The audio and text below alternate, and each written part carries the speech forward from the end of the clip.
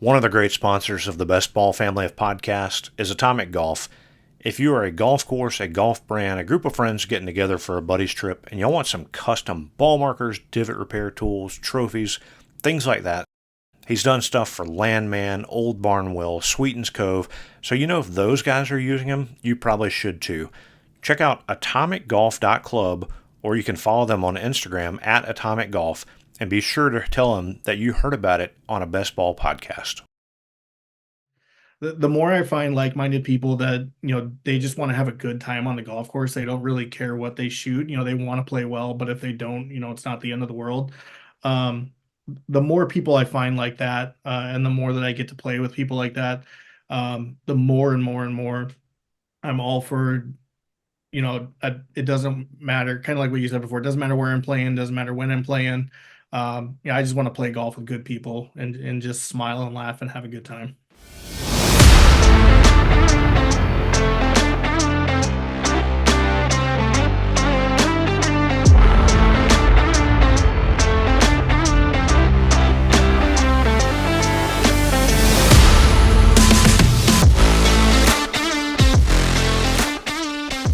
Welcome, ladies and gentlemen, to another episode of the Whole Story Podcast. Jonathan is not here today. He is traveling, but I do have a very special guest, a very patient one, as we have gone through some technical difficulties to get to this point. But I wanted to welcome Zack Zortman, who hails from Elkhorn, Nebraska. I just saw a picture on his Twitter feed, which is the average dad, for those that don't know, and can see in the background his logo. I just saw a picture of some snow he was just shoveling.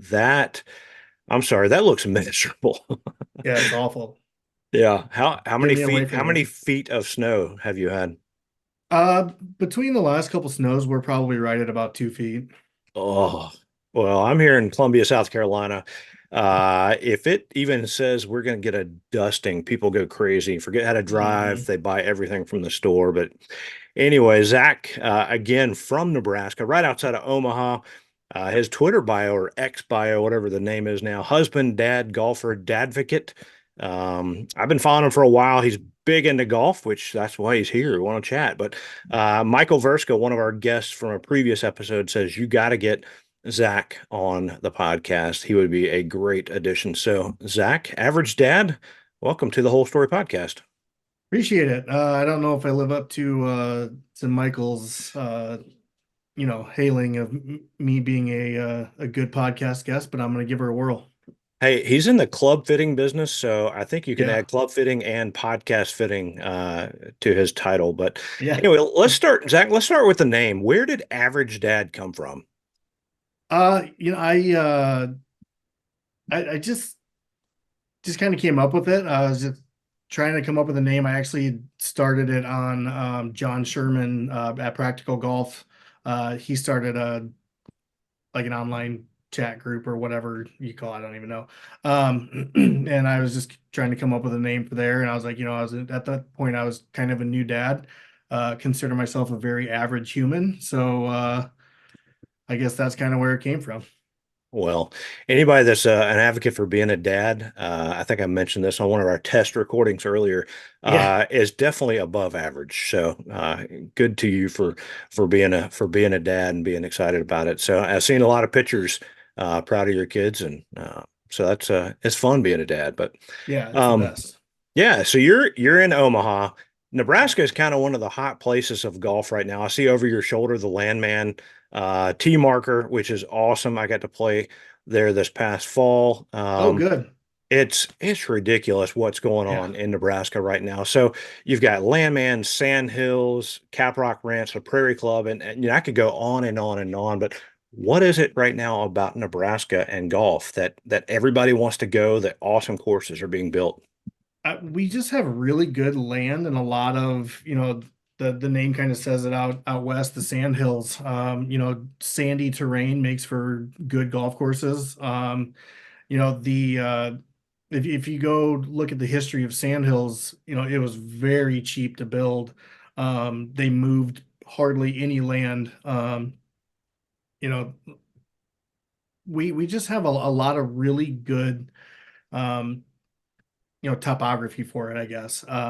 And I'm glad that places like Sandhills, Caprock Ranch, Wild Horse, which is wildly underrated in my opinion, Prairie Club, they're all getting their due. People are Landmand, people are seeing what we have here, because I'm hoping all it does is just create more opportunity to build, more really, really good golf courses here. We just got one just south of where I live. I haven't played it yet. It's ultra private, Lost Rail.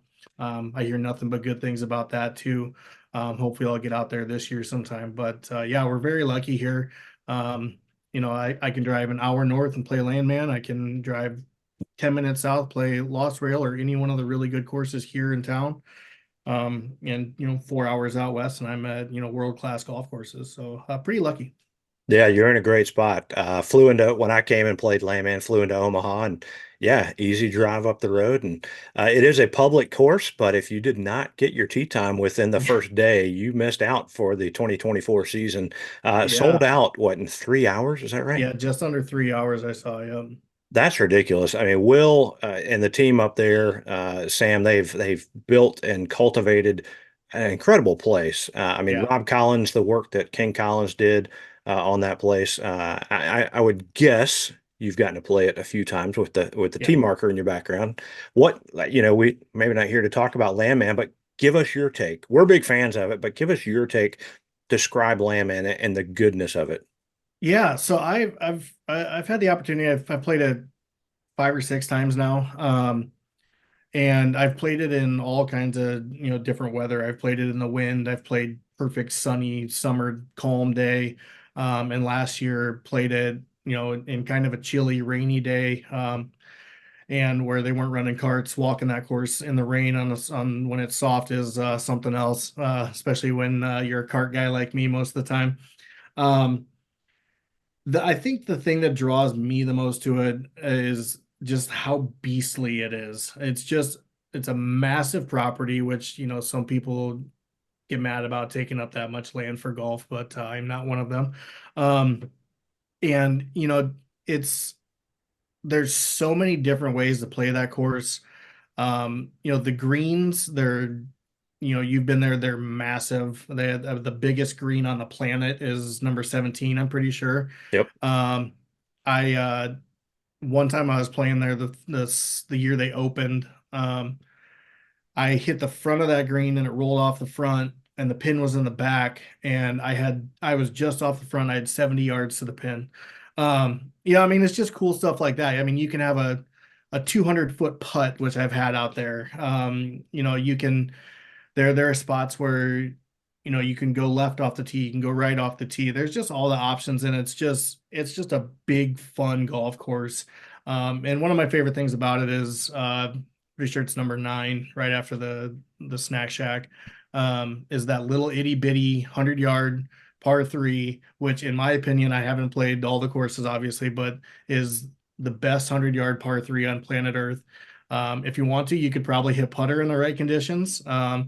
Otherwise, you've got a thin green to hit a wedge into, and there's trouble back, there's trouble front, there's trouble left. So it's just a really fun hole, which I think is cool, because it's such a tiny little piece of such a massive property, and it's just I don't know I really like the course. I played with people who don't love it. I will say that um, when it was raining, they did have some drainage problems. There was a lot of standing water out there the day that we played in the rain. So hopefully they get that figured out.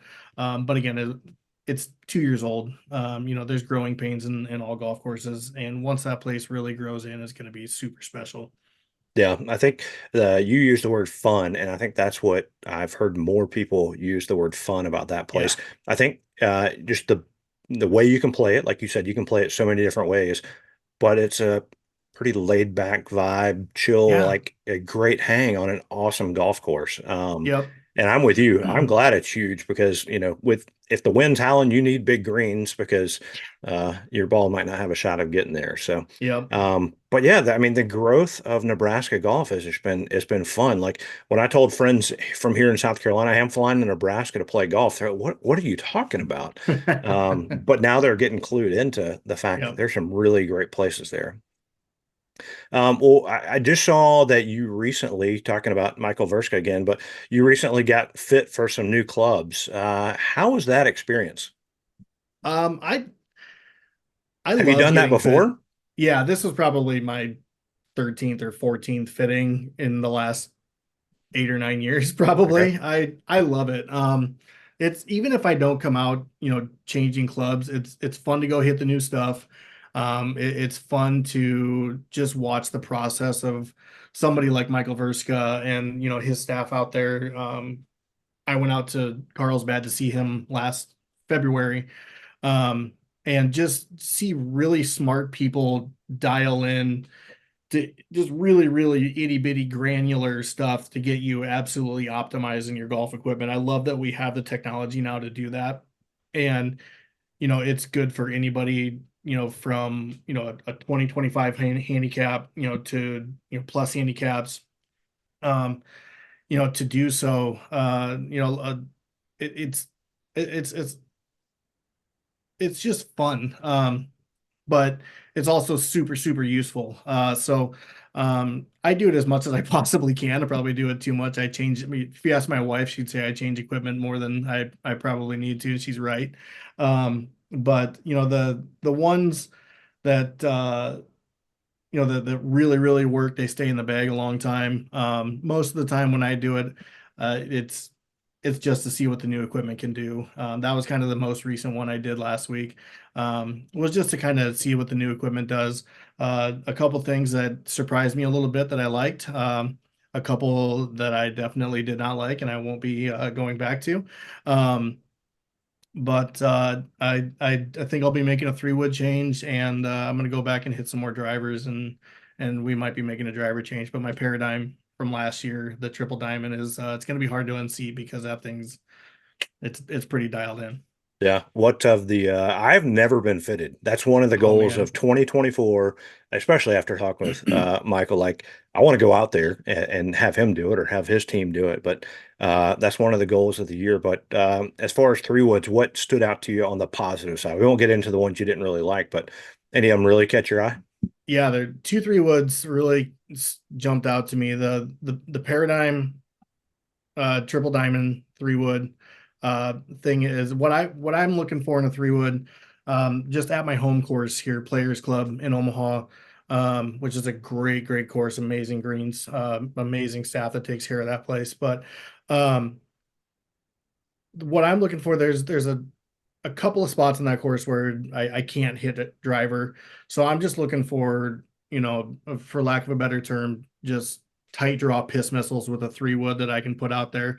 Um, and the paradigm triple diamond did exactly that. I mean, just tight, tight, tight, tight, tight every single time. And then the one that probably shouldn't have surprised me because everybody says nothing but good things about them. But the Ping G430 LST 3 wood was, I mean, just automatic. It's like you couldn't miss it. So I'm going back and forth between those two. I'm probably going to lean paradigm because I was getting a little more distance out of it. But they were both really, really good. Yeah. Well, it seems like an incredible experience. And you talked about even plus handicaps. Yeah, the pros are trying to dial in their equipment all the time and tweaking, figuring Yeah. out what clubs, what shafts, whatever. And so well, you mentioned going out to the California area and you've got your Goat Hill Park shirt. One of the stories Yeah. that Michael told, we ask everybody, and we'll ask you here in a little bit, like, what is your most memorable golf shot? We asked him, and he got a big grin immediately. He said, "Oh, number 9, Goat Hill Park. I got a hole in one." Like, and he described it. And then I come to find out you were there. You were playing Yeah. with him that day. Yep. So tell us about that from your experience. But then I wanted to ask you about Goat Hill Park because we had Matt Janella on. Mike First obviously loves it. But it seems like to me a landman kind of place, public golf where just the vibe and the hangout's really cool. Yeah, I almost said that when we were talking about Landman, that the place that reminds me the most of Landman is Goat Hill Park, although the two actual golf courses couldn't be any more different than they are. But yeah, going back to Michael's hole in one, yeah, I went out last February. just to meet him. We've been talking on Twitter and everything, and to get fit, we were going to play a little golf. I was supposed to be there 3 days. My wife was very, very pregnant at the time. She was having a hard time, so I came back. I was really only there for like 24 hours. But the day I flew in, I went and met Michael. We walked around the Callaway facilities. He kind of showed me around. It was pretty cool. And then we went over and played Goat Hill, a twilight round over at Goat Hill. And I wrote, I don't know if you saw it on Twitter, but I wrote a little kind of a love letter to Goat Hill. Just it, even without witnessing Michael's hole in one, which was awesome. I don't know if you've witnessed holes in one, I haven't. No. but seeing it is almost more fun than doing it. I have one in my life. I did it in 2001 in San Antonio with my dad and a couple of insurance salesmen from Florida. Um, but even if Michael had made a six on that hole, there was something kind of transformative about playing Goat Hill. Chasing daylight at that place. That was my first round of golf I've ever played in the state of California. Still my only round of golf I've ever played in the state of California. I was supposed to play Torrey Pines 2 days later, but it didn't work out. But there's just something about that place just gets it right. There you drive up, there's a little hill coming up, into the parking lot, and you look over to the left and you see the driving range. You see their little 3-hole course that they put in for kids, and there's kids everywhere. There's people wearing shorts and t-shirts, and there's people that look like every kind of person you can possibly think of. It's not, the country club look that you see everywhere. And there's just something really, really cool about the way they do things there. I wrote in there, it's not in perfect shape. It doesn't need to be. In fact, I think if it was, it would take away, some of the allure of the place. Um, but it just, the rest of the year, when I was flying back, I made a playlist on my phone that I just called Vibes Only, and it's just stuff that made me think of Goat Hill, and it's the only playlist I listen to playing golf all year, the rest of the year, just because it put me in a really good mindset, really positive. I'm out here to have fun. I could shoot 85, I could shoot 65. It doesn't matter. Golf is for fun, and I think Goat Hill reminded me of that, and I think I needed that reminder at the time. So it was a really cool. I could talk about it forever, but it was just a really cool experience for me. Yeah, I'm gonna have to get you to send me that playlist, man. That sounds pretty good. Yeah, I can do But it. what you've talking about though about having fun and not caring about the course. Jonathan and I talk about this all the time. It's not about your score. It's not about the greatness of the course. Playing great courses are a lot of fun. Yep, It's about who you're with and yep, realizing that you get to play a game and hang out with great people. So, yeah, so you're spot on. So we asked Michael about his most memorable shot, and again, he couldn't stop grinning, and he said it has to be this. I'll ask you the same thing. What is your most memorable golf shot? I mentioned it before, probably my hole in one. We were in San Antonio. It was December, late December, 2001. We went down to watch. We're Iowa football fans. My dad, my stepbrother, and my grandpa. We went down to go to the Alamo Bowl. Iowa was playing in the Alamo Bowl that year. And my stepbrother, who's a really good player, he's a pro. He's a coach at a university. But he had been seeing a teacher down there named Brian Gathright, out of La Cantera. So I went down. This was my first time. It's the first lesson I ever got in my entire life. I'd been playing just kind of a controlled slice my whole life. Really, I'd only been playing for about, I don't know, 2001. I was 17. So I'd only been playing about 7 years at that point. Um, but I had lessons in the morning, and he got me starting to hit a draw, which I'd never done before. So my dad and I went out to play, made a hole in one, 178 yards with a 5 iron. Um, Ball didn't go as far back then as it does now for me, but saw it go in. It's it's a ton of fun. We were playing with a couple guys I didn't know, so my reaction was probably a little more subdued than it would have been if it was like me and my buddies and my dad. But it's one I won't forget. For a lot of reasons. My dad was there. Um, it was the last trip we took. Sorry, with my grandpa before he passed. And so it was just a really memorable trip. And then 2 holes later, I left an albatross on the lip and had a tap in eagle 2 holes later. So I got my first lesson of my whole life. Got a hole in one, and almost an albatross, and shot my first under par round in my life, all in that one round. So that was a pretty memorable day for me. Oh man, what a great story. That Yeah, that's awesome. Well, you said the 5 iron and 178. They're yeah, going to roll the ball back for you so you can keep hitting that 5 iron 178. But yeah. I know how to do um it. yeah, absolutely. Well, that's man, it again, it's about who you're with, right? Like the story Yeah, is that much better because of who you were with. So yep, really cool. Well, let's jump in. We do this thing called a quick nine. It's kind of a rapid fire, but you can elaborate as much as you want, right? We say it's a quick nine, but these things tend to take on a story of themselves. So we'll yeah. start with this first one. What is the favorite course that you've ever played? Oh man, that's a tough one.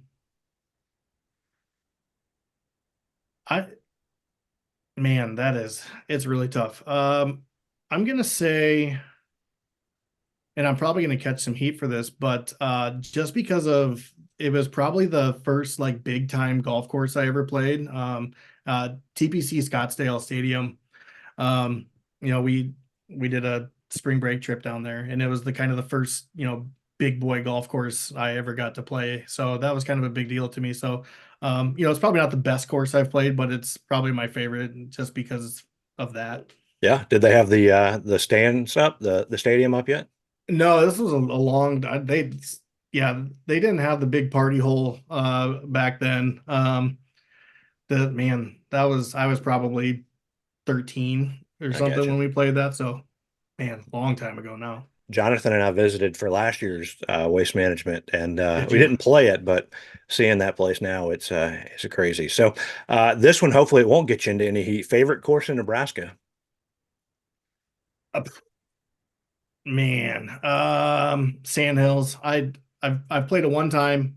It was maybe 40 degrees and blowing 40 miles an hour and raining. So it wasn't necessarily the best day, but it's the best golf course I've played in Nebraska. I get to go back this year for the first time. I got invited by a member, and I'm super excited. So going back in August this year, hopefully we get some good weather this time. Very nice. All right. What course is at the top of your bucket list? You know what? I made a bucket list All not right, too let's long hear it. ago. Let me see if I can find it on my phone here. Readily All right. accessible. I like it. Yeah. At the top of my bucket list, I mean it's the easy one is to say Augusta, but Sure. the realistic bucket list, Yep. um, I really want to I I want to get out to Bandon. And I'm just gonna say all of them at Yeah. Bandon. Because I haven't been. And that's the place where everybody says doesn't matter what the weather is doing, it's gonna change you. Yeah. So I'll say Bandon. Yep. I'll go with you. We'll go out there. Sounds All right. good. Who's in your dream foursome? Oh man, Tiger, Arnie. Do I have to play? Can I just walk along and watch four other guys play? No, Well, well, go to me, Landmand. You can Tiger. play with as many as you want. So, That's true. Yeah, me, Tiger, Arnie, um, and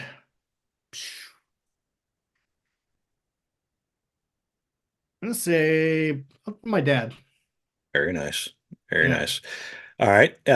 If you could play in one major championship, which one would it be, and where would it be played? So if it's not the Masters, if it's somewhere that rotates.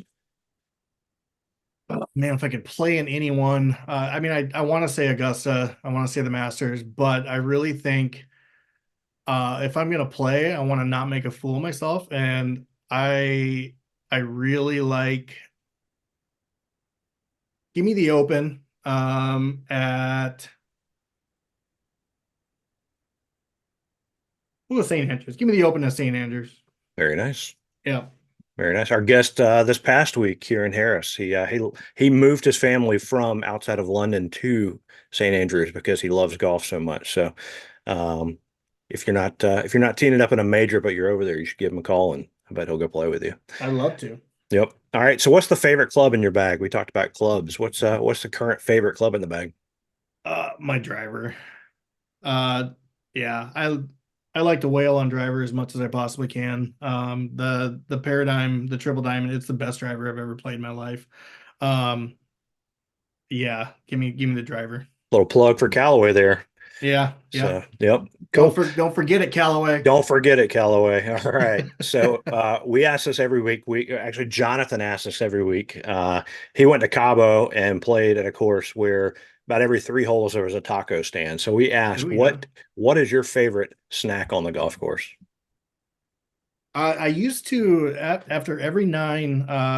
This used to be a first round of the year tradition. I would get a Snickers and a red Gatorade. But give me the hot dog. Just give me the big beef hot dog. And I'll catch heck for this. But with just ketchup on it. That's perfect. All right. You've got the Goat Hill Park logo. You've actually got a Yeah, great logo, which I think has changed. That's yeah. the old one now that you got multiple kids. But we're big fans of golf logos. What is your favorite golf course logo? Oh man. Goat Hill's a good one. That one's tough to unseat, to be honest. But um, and I really like Landman's. But I'm gonna go back to Sandhills. I think just the SH for the Sandhills. I like pretty simplistic stuff Yeah. when it comes to logos, and I really think that's a good one. Yep. Very nice. Keeping it in the home state. All right. So Yep, last yep. question. I want you to finish this sentence. The best part of golf is, The people. And what's funny, if you would have asked me that question 3 years ago, I would not have said the people. I was anti playing with strangers, up until, just a few years ago. I think, joining Twitter and kind of finding, like-minded people, and taking the stress out of my game. I used to get crazy stressed out. I used to be just a rage monster on the golf course just because of it. And because of that, I didn't enjoy it. So I used to play a lot of solo rounds, but the more I find like-minded people that, they just want to have a good time on the golf course. They don't really care what they shoot. They want to play well, but if they don't, it's not the end of the world. Um, the more people I find like that, and the more that I get to play with people like that, the more and more and more I'm all for, it doesn't matter, kind of like what you said before, it doesn't matter where I'm playing, doesn't matter when I'm playing. I just want to play golf with good people and just smile and laugh and have a good time. amen to that. Well, great answer. Great answer. Well, Zach, you've been very patient with us Yeah, to no, get it's this been thing great. on here. So, want to thank Zach for being here. He's got a great following. So, if you are on Twitter or X, follow him at very AVG Dad, which is very average dad, on Twitter. But Zach, we appreciate you joining us today. It's been a lot of fun. Yeah, thanks for having me. It has been fun. Yep. So until next time, we'll have Jonathan back, but we appreciate Zach for stepping in today, joining us as a guest on the Whole Story Podcast.